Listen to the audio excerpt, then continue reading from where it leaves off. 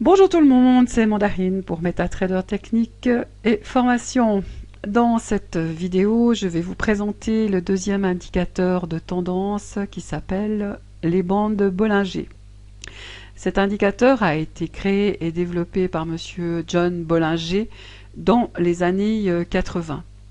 Il permet de connaître, d'évaluer et d'apprécier la volatilité des prix. Cet indicateur est composé de trois bandes, enfin de trois lignes. La bande du milieu, eh bien, c'est une moyenne mobile simple de 20 périodes. La bande supérieure correspond à la moyenne mobile simple dont on a ajouté un écart type de 2 en général. Et la bande inférieure correspond également à la moyenne mobile simple, mais cette fois-ci on a déduit un écart type de 2.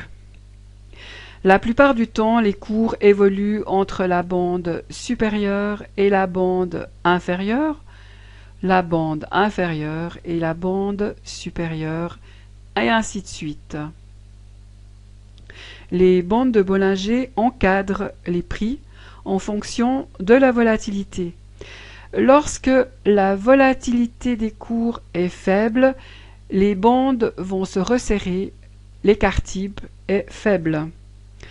Au contraire, lorsque la volatilité augmente, est forte, les bandes vont s'écarter. Et l'écart type également va s'écarter. La tendance est forte lorsque les cours traversent les bandes, comme ici, à la hausse par exemple, ou alors traversent à la baisse les cours. Dans un marché sans tendance, on utilise les bandes Bollinger comme support et résistance. Ça veut dire bande inférieure, support, bande supérieure, résistance, et la bande du milieu peut se servir comme support et résistance à la fois. Donc, juste à noter que les cours oscillent en général entre ces deux bandes.